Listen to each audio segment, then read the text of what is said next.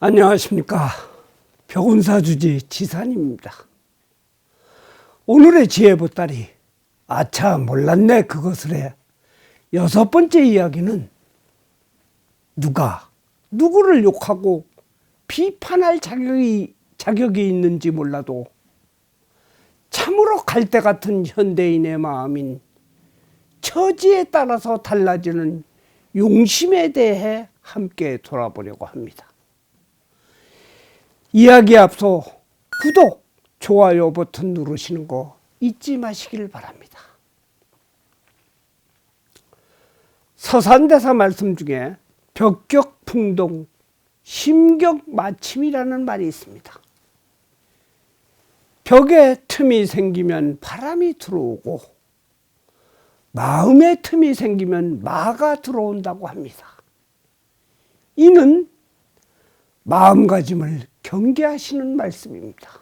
하지만 만물의 영장이며 지혜를 갖고 있는 사람은 본의 아니게 실수를 하여 피해를 당하기도 하고 또 남에게 피해를 주기도 합니다. 돌아가는 상황을 보니 막대한 손해가 있을 것 같으면 마음을 바꾸고 싶을 때가 많습니다. 바로 바람을 탄다는 것입니다.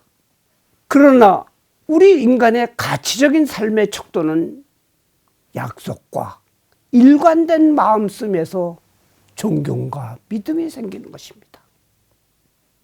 이는 개인과 단체, 지도자 간에 또 국가 간에도 크나큰 역할을 하게 되어 있습니다. 해서 우리 불자님들도 부처님을 향해 또 부처님은 우리 중생들을 이롭게 하기 위해서 약속을 합니다. 우리가 하는 사홍서원 또 아미타 부처님의 48가지의 소원, 지장보살님의 지옥 중생이 있으면 성불 안 하겠다고 하는 소원, 약사열애 부처님의 12가지의 대원, 승만 부인의 10가지의 약속, 또 스님들도 계를 받을 때 잘 지키겠다고 약속을 합니다. 하지만 우리 중생들은 약속을 이행하기보다는 서로가 유리할 때만 그 약속을 지키려는 이율배반적인 핑계와 구실을 찾아서 생활을 하고 있습니다. 이는 사회적으로나 정치적으로나 다 마찬가지인 것입니다. 옛날 인도에서 어떤 악사가 임금님 앞에서 음악을 연주하려고 시작하려고 하고 있습니다. 왕은 기분이 좋아 악사에게 연주를 잘하면 천냥을 주기로 약속하는 것입니다. 드디어 장례는 조용하고 연주가 시작된 것입니다.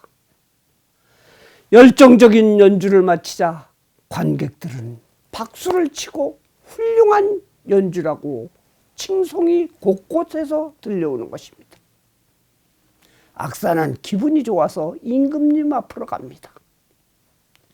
임금님, 약속한 천냥을 주십시오 하는 것입니다.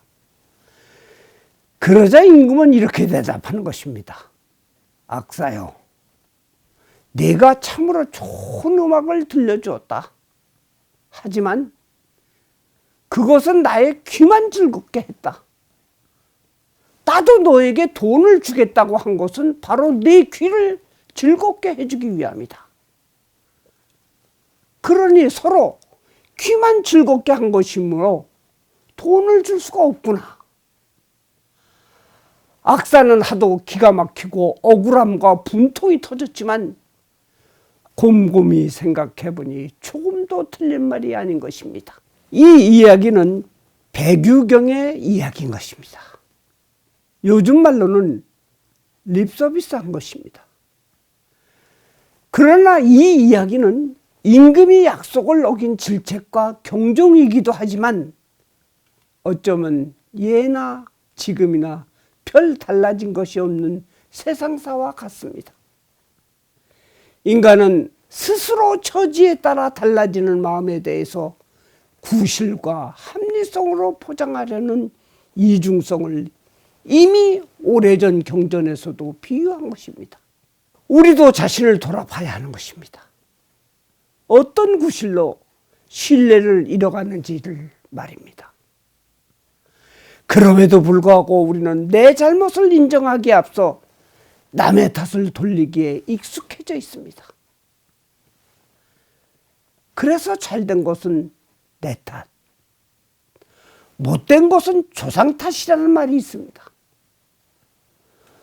부처님께서도 뭐라고 말씀을 하셨습니까?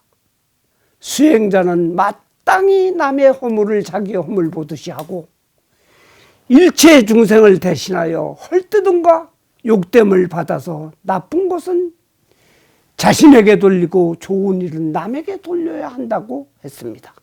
옛날 제석천왕이 인간을 모아놓고 주머니를 2개씩 주면서 하나는 자신의 허물을 넣고 다른 하나는 남의 허물을 넣어 어깨 좌우에 걸고 다니라고 했습니다. 인간이 그만 실수로 남의 허물 주머니를 옆이 아닌 앞으로 자신의 앞으로 걸게 된 것입니다. 그래서 우리 인간들은 밤낮으로 앞에 걸린 남의 허물만 보게 되었다고 합니다. 그래, 옛말에 남의 허물은 겨처럼 흩어지게 날리고 자신의 허물은 노름꾼이 패를 감추듯이 꼭꼭 숨기려 한다고 합니다. 우리는 서로 상대방이 잘하는 것을 발견하고 존경과 사랑과 이해의 마음으로 도와가며 살아야 하는 것입니다. 아무리 좋다가도 상대의 잘못만 끄집어내는 용심이 발동하면 깊은 원한으로 바꿔버리는 것입니다. 오히려 세간에서 유행하는 내로남불이라는 이야기가 있습니다. 내가 하면 로맨스요, 남이 하면 불륜이라는 것보다 소승의 생각에는 내불남노, 내가 하면 불순한 마음이요 남이 하면 로맨스로 봐주는 세태가 서로 간의 허물을 덮어주는 아름다움이 아니겠습니까? 이제 이 용심을 제대로 단속하기 위해서는 바로 일관된 긍정심이 있어야 합니다. 중국 오대산 발탑사에서 만발공양 무차보패를 봉행할 때의 이야기입니다. 거지 같은 모습의 임신한 여인이 개 한 마리와 동자를 데리고 왔습니다. 개가 경내를 돌아다니며 볼일도 보고 소란을 피우자 대중들은 그 여인을 내쫓자고 웅성거립니다. 그때 그 여인은 자신의 머리카락을 잘라 부처님 전에 공양을 올리고 참배하는 것입니다. 대중들은 갑자기 그녀를 보살이라고 칭송하고 따스하게 맞이하는 것입니다. 그러나 법회가 길어지자 그녀는 배가 고프다고 하며 자기 목, 개의 목, 데리고 온 동자의 목에 밥을 달라고 떼를 쓰는 것입니다. 보다 못한 대중들은 냄새나는 머리카락보다 밥값이 더 들겠다고 하고 욕을 하며 쫓아내려는 것입니다. 그러자 여인은 동자를 시켜 머리를 잘라 올린 쟁반을 다시 가져오라고 하여 자른 머리카락을 집어 자신의 머리에 대니 자르기 전의 모습으로 붙어버리는 것입니다. 그리고 데리고 온 개를 높이 들어 땅에 내던지니 청사자로 변하는 것입니다. 그녀는 청사자를 타고 하늘로 오르며 말하기에 중생들아, 평등하고 일관성 갖춘 마음을 배워라. 머리카락 자르기 전에는 더럽다고 하고 자르고 나니 날 보살이라고 칭하더니 다시 욕하는 너희들의 마음을 보아라 하였습니다. 바로 그녀가 문수보살인 것입니다. 대중들이 참여하며 법문을 청하니 그 법문 내용이 때리면 맞고 밀치면 뒹굴 뿐 얼굴에 침 뱉으면 마를 때까지 그냥 두어라. 이런 사람이 보살이니라 했습니다.